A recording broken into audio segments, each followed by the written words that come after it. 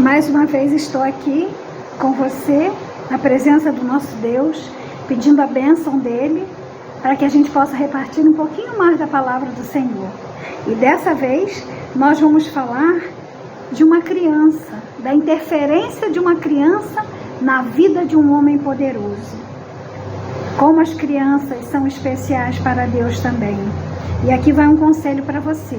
Se você me permite dizer, se você tem filhos pequenos, leva ele a estar na presença do Senhor. Leva ele para a casa de Deus.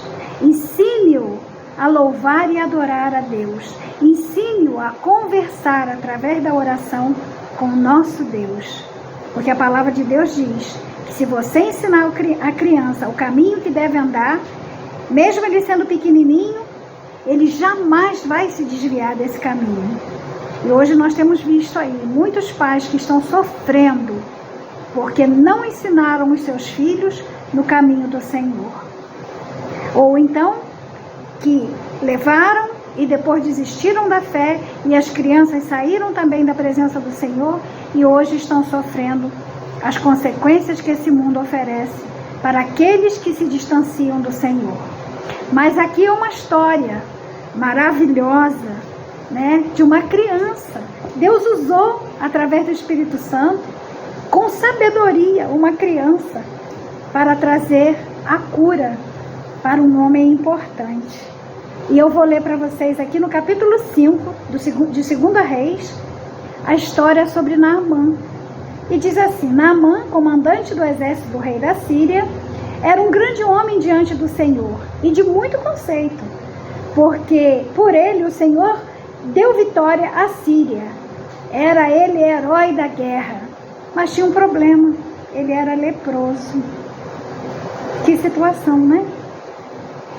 Saíram as tropas da Síria e da terra de Israel, levaram cativa uma menina que ficou ao serviço da mulher de Naamã. Levaram aquela menina como apenas uma escrava. Mas Deus pode usar quem Ele quiser para fazer o bem e demonstrar o seu poder para todos aqueles que creem. Isso é importante, crer. Nós falamos num vídeo passado sobre fé. É preciso ter fé, não é? E nós vamos ver aqui o que aconteceu. E ela disse à sua senhora assim: tomara o meu senhor estivesse diante do profeta que está em Samaria, e ele o restauraria da sua lepra. Que lindo, né? Que advertência ela fez para sua senhora. Uma criança pequena. Disse para ela: olha, quem dera que o Naamã, o comandante poderoso do exército do rei da Síria, quem dera ele tivesse diante do profeta que está em Samaria. Ela estava falando de alguém que ela conhecia, não é? Que ela sabia que era usado por Deus. E aconteceu algo interessante. Quando Naamã soube o que a menina havia falado por intermédio da sua esposa, ele disse ao seu senhor: assim e assim falou a jovem que é da terra de Israel. E respondeu o rei da Síria: vai, anda e enviarei uma carta ao rei de Israel. Então Naamã foi e levou consigo 10 talentos de prata, 6.000 ciclos de ouro e 10 vestes festivais. Levou também ao rei de Israel a carta que dizia: logo, em chegando a ti esta carta, saberás que te enviei Naamã, meu servo, para que o cures da sua lepra. Que coisa! Deus não cobra nada para curar. Deus não cobra nada para abençoar. Deus é amor. Deus nos deu a graça de Cristo. E a graça de Cristo foi de graça. Nós não precisamos pagar nada pela graça de Cristo. E olha só. Tendo lido o rei de Israel a carta, rasgou as suas vestes e disse: acaso sou eu Deus com poder para tirar a vida ou dá-la, para que te envie a mim um homem para curá-lo de lepra? O rei não gostou dessa história. Como assim? Me envia uma pessoa com uma carta, me manda um monte de dinheiro, um monte de coisas para pagar por uma cura. Notai, pois, e vede que procura um pretexto para romper comigo. Ele estava achando que, se não acontecesse, eles poderiam romper os laços, né, que havia entre eles, entre o rei de Israel e o rei da Síria. Mas aí tinha alguém ouvindo essa história. E sabe quem era? O profeta Eliseu, homem de Deus, que o rei de Israel, ele ouvindo isso, ele viu que o rei de Israel havia rasgado as suas vestes, mandou dizer ao rei assim: por que rasgaste as tuas vestes? Deixa esse homem vir a mim e saberá que há um profeta em Israel. Homem de Deus, homem de fé, homem que conhece o poder de Deus para todas as coisas. Então veio Naamã com seus cavalos e os seus carros e parou na porta de Eliseu. E Eliseu mandou um mensageiro, né, dizendo para ele assim: vai, lava-te 7 vezes no Jordão, e a tua carne será restaurada e ficarás limpo. Apenas isso. Vai lá, se lava no Rio Jordão e você vai ficar limpo. Ah, mas Naamã não gostou dessa história. Ele ficou muito aborrecido. Eu venho de lá, de tão longe, para escutar isso. Não são os rios lá melhor, mais limpo do que essas águas de Israel? Não poderia eu me lavar lá neles e ficar limpo? E voltou indignado. Mas se chegaram a ele os seus oficiais e lhe disseram: meu pai, se te houvesse dito o profeta alguma coisa difícil, acaso não farias?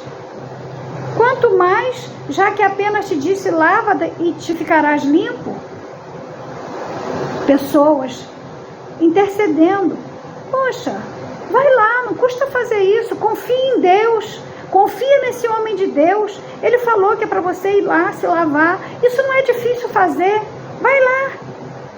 Então ele desceu e mergulhou no Jordão 7 vezes, assim como o homem de Deus havia dito, e a sua carne se tornou como carne de uma criança e ficou limpo. Voltou ao homem de Deus, está no verso 15, ele e toda a sua comitiva, pôs-se diante dele e disse: eis que agora reconheço que em toda a terra não há Deus, senão em Israel. Agora, pois, peço-te que aceite um presente do teu servo. Deus quer sempre operar um milagre na vida da gente. Deus quer sempre fazer o melhor por nós. Mas existe uma coisa que nós temos que fazer: ouvir a voz de Deus e obedecer.